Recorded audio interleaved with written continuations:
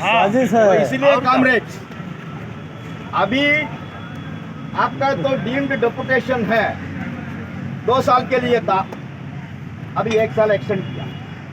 अभी कारण गया, इसलिए ज्यादा विस्तार से नहीं बोल रहा हूँ, सीधा आपको अपील कर रहा हूँ। आपको पास ऑप्शन आएगा अभी, 2 साल खत्म हो गया, कैबिनेट डिसीजन का अनुसार 2 साल का अंदर ही आपसे ऑप्शन मांगना है। आप कंपनी में रहेगा नहीं तो कॉर्पोरेशन में रहेगा। तो आपसे ऐसा ही करिए, नो प्रॉब्लम, ऐसे ही। तो आपका ऑप्शन पूछना है सरकार, कंपनी की तरफ से आपको एक ऑप्शन इश्यू करना है। हमने ये बनाया, आप हमारा कंपनी में आएगा तो आपको 4 इंक्रीमेंट मिलेगा, हमारा कंपनी में आएगा तो आपको तुरंत हम 2 प्रमोशन देगा, हमारा कंपनी में आएगा तो कैंटीन में आपको फ्री खाना मिलेगा। ये सब लालच उन लोग बना रहा है, लेकिन ये नहीं मालूम ये सब देने के लिए इनका पास पैसा कितना, तनख्वाह देने के लिए पैसा नहीं है। कल DCL और GAL का डायरेक्टर्स लोग से हम और हमारा तो बरासर साहब बात कर रहा था, GAL में भी गारंटी वेजेस नहीं है, 7,100 रुपया नहीं मिल रहा। TCL का चारों फैक्ट्री में पिछले 4 महीने से उनको गारंटी वेजेस तक नहीं मिल रहा। तो फिर 4 इंक्रीमेंट किधर से देगा बाबा? 4 इंक्रीमेंट किधर से देगा? 3 प्रमोशन तुम किधर से देगा? ये सब बकवास है, लालच करने के लिए है। सरकार का निर्णय है, हमारा तो all India defence employees federation का हाई कोर्ट का केस में उन्होंने राइटिंग में दिया, हम जबरदस्ती एक भी कर्मचारी को कंपनी में नहीं डालेंगे, उनका ऑप्शन पूछेंगे। तो उसका मतलब एक तो क्लियर हो गया, आपका कोई भी मैनेजमेंट, कोई भी डायरेक्टर, आपका कोई भी कंपनी आपको जबरदस्ती कंपनी में नहीं डाल सकता है, वो कंटेम्प्ट ऑफ कोर्ट हो जाएगा। वो AIDF का बहुत बड़ा अचीवमेंट है, लेकिन अभी आपका हाथ में है ना। आपके लिए पराशर रेड्डी, श्री कुमार छबीलाल, हम लोग साइन नहीं कर सकता ना ऑप्शन, हमने रखा है डिमांड। अभी रेड्डी ने बताया ना, नेशनल काउंसिल का स्टैंडिंग कमेटी मीटिंग हुआ पिछले महीने, हमने उधर क्लियरली बोला, मिनट्स में भी रिकॉर्डेड है, वो आपको आएगा, सर्कुलेट करेंगे, पढ़िए आप। हमने क्लियरली बोला, बाबा हम सरकार कर्मचारी से भर्ती हुआ, हम कोई कंपनी में नहीं जाएंगे। आपने कैसे all India radio Prasar Bharati को कॉर्पोरेशन करने का समय तो ऑर्डर इश्यू किया, ऐसा हमारा भी ऑर्डर इश्यू करो। 1 अक्टूबर 2021 में ऑर्डिनेंस फैक्ट्री का रोल में कौन कौन कर्मचारी था, वो कर्मचारी रिटायरमेंट तक सरकार कर्मचारी का स्टेटस में रहे। AIDF जिंदाबाद, जिंदाबाद, जिंदाबाद, AIDF जिंदाबाद, जिंदाबाद, जिंदाबाद। बहुत डिस्कशन हुआ, उसका बाद मिनिस्ट्री ऑफ डिफेंस का तरफ से जॉइंट सेक्रेटरी ने बोला, उधर हम उनको ऑप्शन पूछेंगे, सरकार सर्विस में रहने का वो ऑप्शन देगा तो वो सरकार में ही रहेगा। तो फिर किसका हाथ में है? आपका हाथ में, आपका हाथ में है। कभी सुसाइड नहीं करना। आप हम सभी डायरेक्टर का CMD को पूछा, आप क्या कंपनी ज्वाइन करेगा? एक भी नहीं बोला हम ज्वाइन करेगा। हम सभी डायरेक्टर को पूछा, कारण सब हमारा दोस्त लोग है, सब मिलकर ऑर्डिनेंस फैक्ट्री बोर्ड में कितना साल काम किया, हमको उनसे पूछा, साहब आप ज्वाइन करेगा? नहीं, हम कैसे ज्वाइन करेगा? अरे आप ज्वाइन नहीं करेगा, हमारा MTS ज्वाइन करना है। आप जाओ ना, आप बोल रहे हैं हमारा कंपनी बहुत बढ़िया है, हमारा कंपनी बहुत प्रॉफिट कमाएगा, हम साउथ कोरिया गया, उधर से एक्सपोर्ट ऑर्डर लेके आएगा, सब बोल रहे हैं ना। तो आप कंपनी में ज्वाइन करो ना। आप कंपनी में ज्वाइन नहीं करेगा, कारण आपको डर है, आपका पेंशन मिलेगा नहीं मिलेगा, वो डर आपको है। लेकिन हमारा कर्मचारी को बोलेगा कंपनी ज्वाइन करने का, कभी ज्वाइन नहीं करना कंपनी। प्लीज, हमने सभी गेट में बोलता है, हमारा एक ही स्लोगन है, I am recruited as government employee, I will retire as government employee. हम देखेंगे, कंपनी नहीं दिया तो सरकार का जिम्मेदारी है। उसका अलावा NPS के बारे में अभी 5 मिनट बोल के समाप्त करेंगे। NPS के खिलाफ का लड़ाई है। अब बोल रहा है हमको ओल्ड पेंशन स्कीम चाहिए, 20 लाख वर्कर का साथ मिलके हम भी लड़ाई में हैं। 1 करोड़ स्टेट गवर्नमेंट एम्प्लॉइज का साथ मिलके हम लोग भी लड़ाई में हैं। लेकिन वो डिमांड करने का अधिकार आपको कब रहेगा? आप सरकार कर्मचारी है तो आपको एक हक है, आपको एक अधिकार है, आपको एक राइट है। हमको एनपीएस नहीं चाहिए, हमको ओल्ड पेंशन स्कीम चाहिए। एडीएफ जिंदाबाद जिंदाबाद जिंदाबाद। लेकिन साथियों, अब कंपनी में ज्वाइन करेगा तो खत्म है ना। तो इंडिया में कोई कंपनी वर्कर को पेंशन है? आप सीसीएस पेंशन रूल किताब में देखो, डाइको वेबसाइट में भी है। उसका प्रियम्बल क्या बोलता है? This rule is applicable to central government civilian employees. तो जब तक आप सेंट्रल गवर्नमेंट एम्प्लॉइज है, सीसीएस पेंशन रूल 1972 का अनुसार पुराना पेंशन को डिमांड करने का आपका अधिकार है। आप एक दफा कंपनी में ज्वाइन कर दिया, परमानेंटली जिंदगी में आपका पूरा पेंशन का अधिकार खत्म। पर हम कंपनी में क्यों ज्वाइन करेंगे बाबा? I will not join, why should be join? ये मन में रखिए कमरे।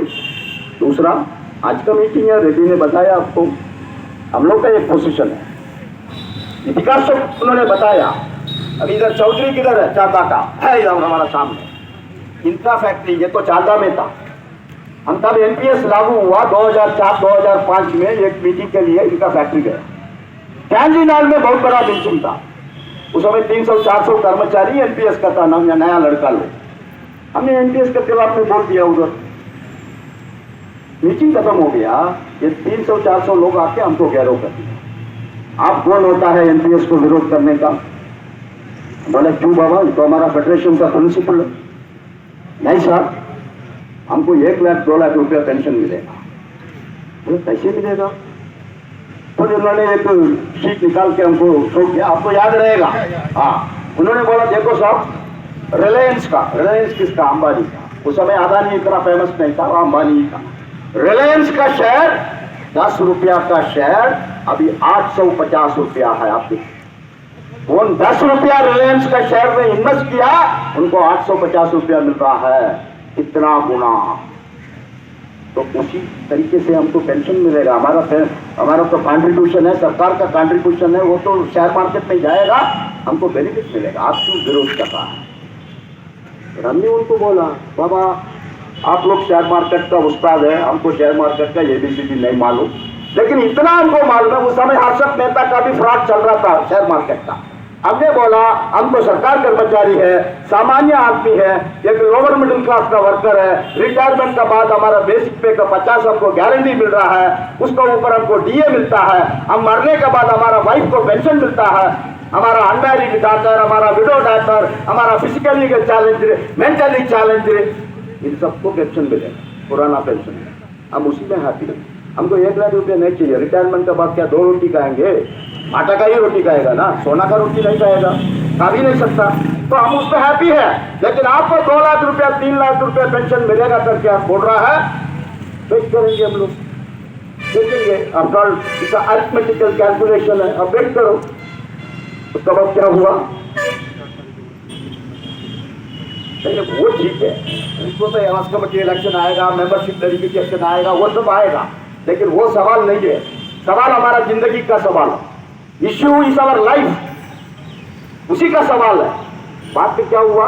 ओसीएफ आवड़ी में किधर से हम रिटायर हुआ, उस फैक्ट्री में एक पद्मा नायर करके मैडम रिटायर हुआ 10 साल सर्विस के बाद। रेड्डी ने बोला ना, उस दिन कॉन्फ्रेंस हॉल में 10 लोग बैठा था, जनरल मैनेजर डॉक्टर राजीव चक्रवर्ती, सबको पीपीओ दिया पुराना पेंशन का। इस बैरक के साथ आया, एस्टैब्लिशमेंट का जनरल को पूछा इनका पीपीओ किधर है? वो बोला साहब इनको पीपीओ नहीं है। बोला क्यों उसको पीपीओ नहीं है? सर ये तो पूरा एनपीएस में है। तो एनपीएस में पेंशन नहीं मिलेगा? सर हमको कुछ नहीं मालूम एनपीएस में मिलेगा नहीं मिलेगा। अभी ये तो सबसे पहले का केस है ओसीएफ आवड़ी में, हमको नहीं मालूम इसको कैसे पेंशन कैलकुलेट करना। तो हम लोग सब कॉन्फ्रेंस हॉल में था, जीएम से झगड़ा किया। जीएम ने उसी जनरल को बोला बॉम्बे में जाओ, पीएफआरडीए का ऑफिस में बैठ के तुम 1 महीने भी उधर रहो, लेकिन इस मैडम का पेंशन को लेके आना है। उन्होंने लेके आया, कितना मालूम है? 950 रुपया। वही पुराना पेंशन में होता है तो उसको मिनिमम पेंशन 9000 प्लस आज का दिन 46% दीजिए। आज भी उसको करके भी हम मार्केट में मिलता है उसको 950 रुपया। फैमिली पेंशन का सुविधा नहीं था, ग्रेजुएटी का सुविधा नहीं था, धीरे धीरे आपने संघर्ष किया, लड़ाई किया, आज उसने फैमिली पेंशन का प्रोविजन, यदि ने बताया ना उदाहरण ये का, वो तो मर गया, उसका फैमिली को इसमें कुछ भी नहीं था, लेकिन आज उसको हमने परमानेंट कर दिया। कोई भी एम्प्लॉई वाइलिंग सर्विस डेथ होगा उसका फैमिली को मिलेगा पुराना पेंशन का अनुसार फैमिली पेंशन। इसका मतलब लीगली हमको एक राइट दो, अरे हमारा वाइफ को मिलेगा पेंशन, हम मरने तो, हम जिंदा है तो हमको नहीं मिलेगा। ये किधर का न्याय है बाबा, ये किधर का चाणक्य नीति है? ये किधर का चाणक्य नीति है? हम तो मरेगा, हमारा वाइफ को मिलेगा, लेकिन हम जिंदा रहेगा हमको नहीं मिलेगा। उसका मतलब रिटायरमेंट का 2 दिन पहले हमको सुसाइड करना है। हमारा पास तो दूसरा ऑप्शन क्या है? तो इतना खतरनाक एनपीएस है कॉमरेड, उसका खिलाफ में ऐसे उन्होंने बोला हमारा तो लास्ट कर्मचारी तक ओल्ड पेंशन स्कीम मिलना चाहिए। हमारा ये सब अभी कमेटी बनाया स्वामीनाथन कमेटी इंप्रूवमेंट करने के लिए। तो क्या इंप्रूवमेंट करेगा बाबा? तुमने तो ऑलरेडी इंप्रूवमेंट किया, 10% को तुमने 14% किया। हम 10% पेमेंट कर रहा है, तुम 14% पेमेंट कर रहा है।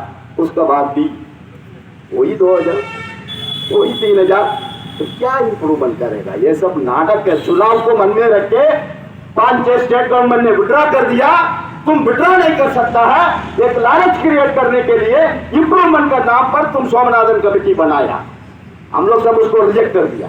स्वामीनाथन कमेटी इमिटी कुछ नहीं चलेगा।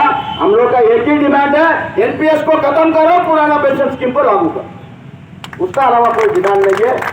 आज के मीटिंग के बारे में बहुत एक्सपेक्टेशन है, हम लोग आर्ग्यू करेंगे आप लोग की तरफ से, लेकिन 7 केवल शुक्ला जी नहीं है, 7 डीडीजी है। पहले एक ऑर्डिनेंस फैक्ट्री बोर्ड का उधर से इंस्ट्रक्शन आएगा, काम हो जाएगा, लेकिन अभी वो सही नहीं है। 7 डीडीजी को बना के रखा है। अब 7 तो दिमाग में 7 ओपिनियन है, लेकिन एआईडीएफ का एक ही opinion, vacancy created prior to 22/12/2003, उस वैकेंसी में भर्ती करने के लिए 20/5/2003 में सरकार ने चेयरमैन ऑर्डिनेंस फैक्ट्री बोर्ड को पावर दिया, अधिकार दिया। उन्होंने उसका पावर को 3003 में भी यूज किया, 4 में भी यूज किया, 5 में भी यूज किया, वो हमारा गलती नहीं है। इसलिए सभी फैक्ट्री का सैंक्शन लेटर है, हम 2-3 फैक्ट्री का उदाहरण भी हाथ में रखा है, आज मीटिंग में प्रोड्यूस भी करेंगे।